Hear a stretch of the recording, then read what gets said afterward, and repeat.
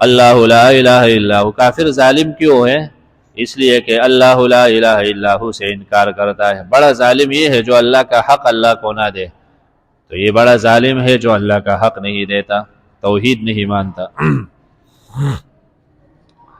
لا الہ الا ہو مقصد انفاق ہے، اس مقصد کے لیے خرچ کرو۔ اس کو آیت الکرسی کہا جاتا ہے۔ آیت الکرسی اس لیے کہ اس میں آگے لفظ کرسی ہے، تو یہ تسمیہ کل آیات کا ایک لفظ ایک جز کے ساتھ ہے۔ اور اس کے بعد فضائل احادیث میں ہے، نماز کے بعد پڑھنے کے فضیلت ہے کہ انسان اور موت کے درمیان، انسان اور جنت کے درمیان موت رکاوٹ ہے، بس اس کے پڑھنے والے کے لیے جنت ہے۔ معنی یہ شرط ہے کہ دوسرے برائیاں نہ کرے، فی نفسی ہی یہ جنت کا ذریعہ ہے۔ اور یہ اعظم آیت ہے، قرآن میں عظیم آیت ہے۔ ایک قافلے میں عمر فاروق رضی اللہ عنہ ہوتے، قافلہ ایک مصر سے جا رہا تھا، ایک عراق کا قافلہ تھا، راستے میں کئی پڑاؤ ڈالا، تو عمر فاروق نے اپنے خادم سے کہا کہ تم اٹھ کے، رات کے اندھیرے ہے، تم آواز دو، پوچھو کہ کون سی آیات زیادہ رجا والی ہے، آیت ارجا، کون سی آیات زیادہ امید والی ہے قرآن میں۔ تو آگے دوسرے قافلے میں ابن مسعود تھے، اس نے اپنے شاگرد سے کہا کہ تم کہو لا تقنطوا من رحمت اللہ یا عبادی الذین اسرفوا علی انفسہم، یہ آیات ہے۔ تو پھر عمر فاروق نے اپنے خادم سے کہا تم یہ پوچھو کہ کون سی آیات اجمع آیت، سب سے زیادہ جامع آیات کون سی ہے۔ تو ابن مسعود نے اپنے شاگرد سے کہا جواب دو ان اللہ یامر بالعدل والاحسان، وہ ہے وایتاء ذی القربی سورہ نحل کے آیت۔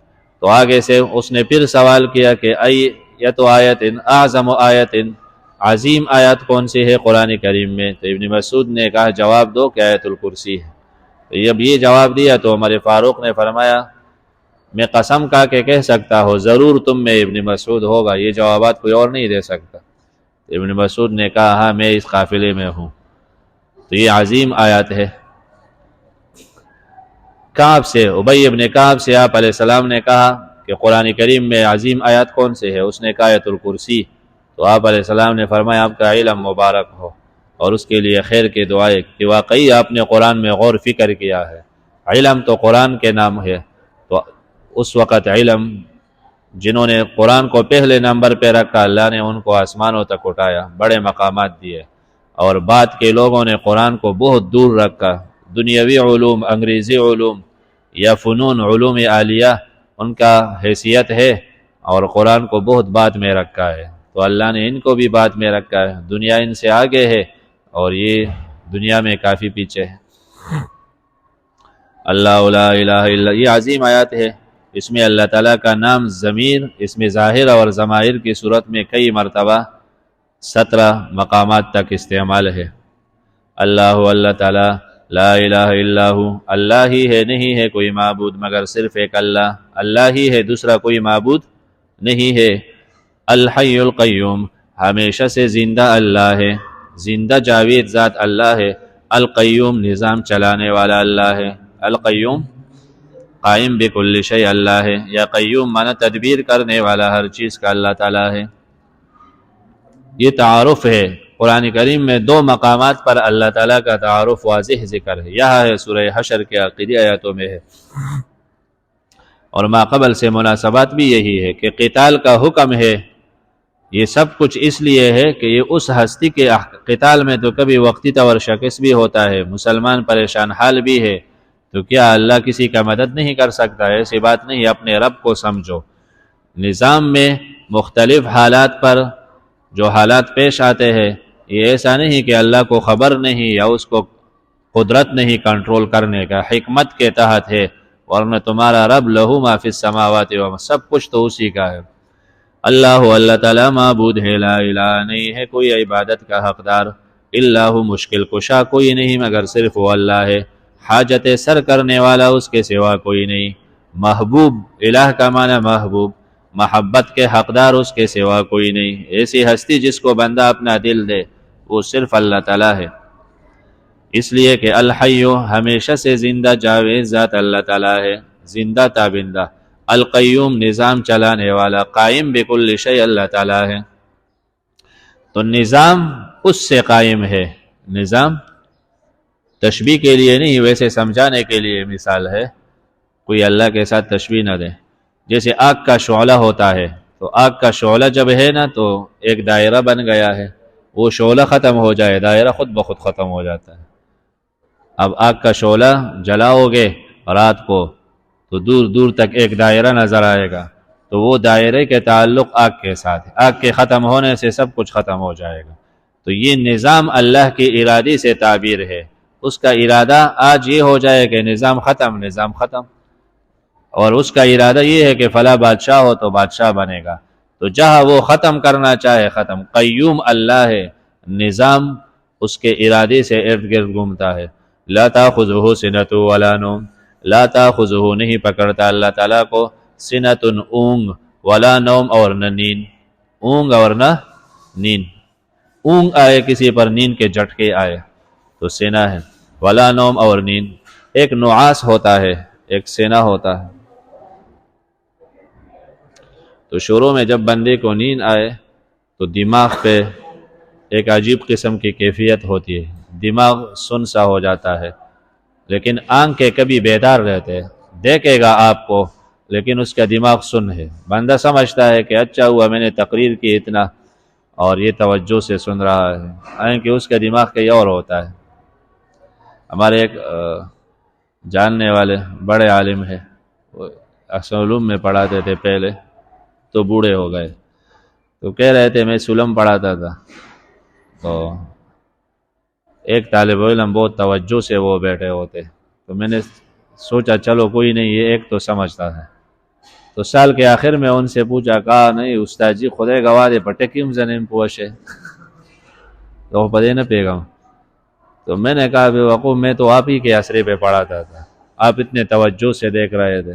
کہا وہ ویسے آپ سے محبت ہے توجہ سے دیکھ رہا، باقی میں سبق نہیں جانا.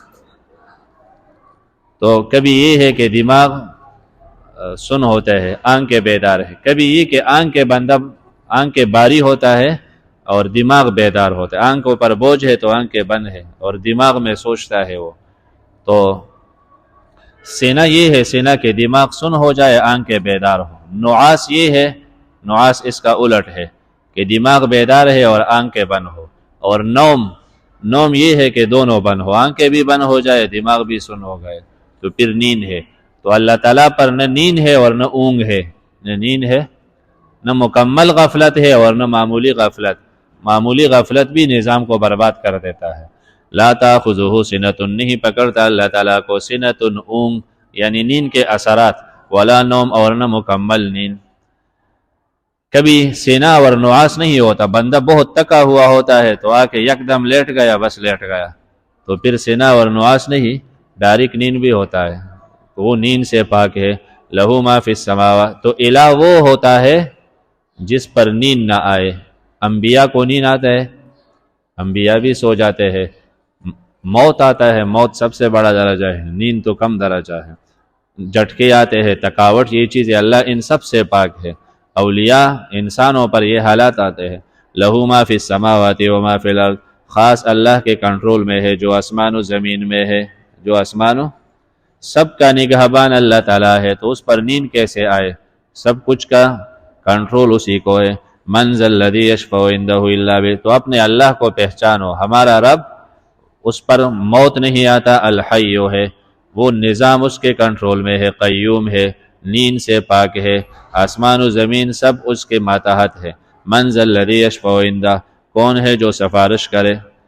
من ذا الذی، کون ہے وہ، یشفع عندہ، جو اللہ کے ہاں سفارش کرے، الا باذنہ، مگر اللہ کی اجازت سے، مگر اللہ کے. اچھا، سفارش کے تین قسمیں ہیں. ایک سفارش وجاہت کا ہے، ایک سفارش مرتبے کا ہے کہ بادشاہ دوسرے بادشاہ کی سفارش قبول کرتا ہے. یہ وزیر اعظم کو امریکہ کی طرف سے پیغام آئے کہ فلاں بندے کو چھوڑ دے، تو چھوڑ دیتا ہے. ان کا سفارش کیوں قبول کرتا ہے؟ ڈر کی وجہ سے، میرے لیے مسائل پیدا نہ کرے. کبھی سفارش محبت کا ہوتا ہے. سفارش بادشاہ کا بیٹا محبت سے، بادشاہ کا بیٹا باپ سے کہے مجرم کو چھوڑ دو، تو باپ اس بادشاہ اپنے بیٹے کے محبت سے مجبور ہے، بیٹے کے محبت سے، یہ دو سفارشیں قیامت میں نہیں چلیں گے۔ اللہ کسی کی محبت سے بھی مجبور نہیں، کسی کے دباؤ سے بھی مجبور نہیں، اور ایک سفارش بالاذن ہوتا ہے، ایک سفارش بالاذن، اجازت کے ساتھ۔ تو وہ یہ ہے کہ میں کسی مجرم کو معاف کرنا چاہتا ہوں، اور ویسے بھی ارادہ ہے معاف کرنے کا، لیکن کسی کی عزت بڑھانے کے لیے کہا جائے گا کہ اگر آپ چاہے تو میں چھوڑ دیتا ہوں۔ مجمع میں کسی سے کہے اگر آپ چاہے تو میں اس کو چھوڑ دیتا ہوں، آپ کہے صحیح ہے چھوڑ دے، تو یہ سفارش بالاذن ہے۔ اللہ جس کو معاف کرنا چاہے گا تو انبیاء سے یا اولیاء سے یا حافظوں سے یا شہداء سے سفارش کی اجازت دے گا، ان کا مقام ظاہر کرنے کے لیے۔ علماء سے کہا جائے گا، دین کے خدام سے، کہ تم یہ مجمع میں دیکھو جس نے آپ کی خدمت کی ہے اور آپ چاہتے ہو تو اس کو لے جاؤ اپنے ساتھ، یا جس نے آپ کے ساتھ احسان کیا ہے آپ ان کا بدلہ دینا چاہتے ہیں تو لے جاؤ۔ حفاظ سے، شہداء سے کہا جائے گا، انبیاء سے۔ من ذا الذی یشفع، کون ہے جو سفارش کرے اللہ کے ہاں الا باذنہ، مگر اللہ کی اجازت سے سفارش، جس کے لیے وہ کہے، جس کو کہے اور جس کے لیے کہے، جس کو کہے تو اس کے لیے سفارش ہے۔ یعلم ما بین ایدیہم، یہ اس لیے کہ اللہ جانتا ہے جو ان کے آگے ہے، وما خلفہم، اور جو ان کے پیچھے بعد میں۔ مانا سفارش کا حقدار کون ہے اللہ کو پتہ ہے، کون کتنا مجرم ہے کون۔ کبھی میں کسی کے لیے سفارش کرتا ہوں اس بندے کو چھوڑ دے، تو آگے میں گیا تو آگے بڑوں نے لش دکھایا، میں سفارش کرتا ہوں مجھے تو پتہ نہیں اتنا بڑا مجرم ہے، غلطی سے پکڑا ہے، میں نے کہا چھوڑ دے، تو انہوں نے لش دکھایا اس کا یہ جرم ہے یہ جرم ہے، نہیں تو وہ خود ان کے آنکھوں پر پٹیا ہے، تو ان سے کہتے ہیں بیٹا تم بتاؤ، وہ بول لیتا ہے میں نے یہ کیا ہے یہ کیا۔ تو سفارش کرنے والے کو پتہ نہیں ہے، اللہ کو سب کچھ پتہ ہے، کون حقدار ہے، اس کا جرم قابل معافی ہے اور کس کا نہیں۔ یعلم، اللہ جانتا ہے، ما بین ایدیہم، جو ان کے آگے اور جو ان کے پیچھے۔ ولا یحیطون، یہ لوگ احاطہ نہیں کر سکتے، بشیء من علمہ، اللہ تعالیٰ کے معلومات میں سے کسی چیز پر، اللہ کے معلومات میں سے کسی چیز پر، الا بما شاء، مگر جس پر اللہ چاہے علم۔ اللہ جس کو علم دینا چاہے وہی بھیج دے، الہام کر دے اس کو تو ان کو علم دے۔ جس چیز کا علم اللہ نہیں دینا چاہتے کوئی ان معلومات سے لا نہیں سکتا۔ وسع کرسیہ السماوات، وسیع ہے اللہ تعالیٰ کا کرسی آسمانوں کو، والارض، اور زمین کو۔ کرسی سے مراد صحیح تو یہ ہے، یہ متشابہ ہے، بس جو مراد اللہ کا ہے وہی ہے۔ یا بعض کہتے ہیں اس سے مراد 8واں آسمان ہے، 8واں آسمان، بعض کہتے ہیں اس سے مراد عرش ہے، بعض کہتے ہیں بادشاہت مراد ہے، بعض کہتے ہیں علم الہی مراد ہے، اللہ کا علم وسیع ہے، بعض کہتے ہیں اس سے مراد موضع قدمین ہے، مقام قدمین وہ مراد ہے۔ تو یہ سارا نظام جمع ہو جائے کرسی کے سامنے، اس کے کوئی حیثیت، آسمان و زمین سب جمع ہو، آسمان و زمین سب جمع ہو۔ دو تو ایتا سو خبر ہی والے کا ہوئے ان کو تو وسع کرسیہ السماوات، تم کو کلر کے لیے بلایا ہے، باتیں کیوں کرتے ہو؟ وسع کرسیہ السماوات، وسیع ہے اللہ تعالیٰ کا کرسی آسمان و زمین کو۔ تو سب کچھ جمع ہو جائے کرسی کے سامنے، اس کا حیثیت کچھ بھی نہیں، اور کرسی پھر عرش کے سامنے اس کی حیثیت ایسی ہے۔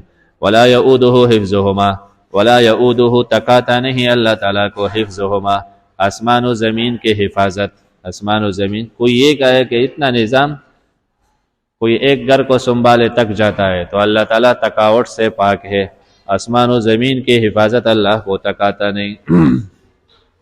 وَهُوَ الْعَلِيُّ الْعَظِيمُ، اللہ تعالیٰ العلی، بلند ہے ذات کے لحاظ سے، عظیم ہے صفات کے لحاظ سے، اس کا ذات بھی بلند، اس کے مرتبے بھی بلند ہے۔ تو یہ صفات جو قرآن نے ذکر کی ہے، اس کو ہر وقت ذہن میں لا کے کہ ہمارا رب وہ تکاوٹ سے پاک ہے، بلند مرتبوں کے ہے، آسمان و زمین پر اس کا کنٹرول ہے، اس کی کرسی آسمان و زمین کو وسیع ہے۔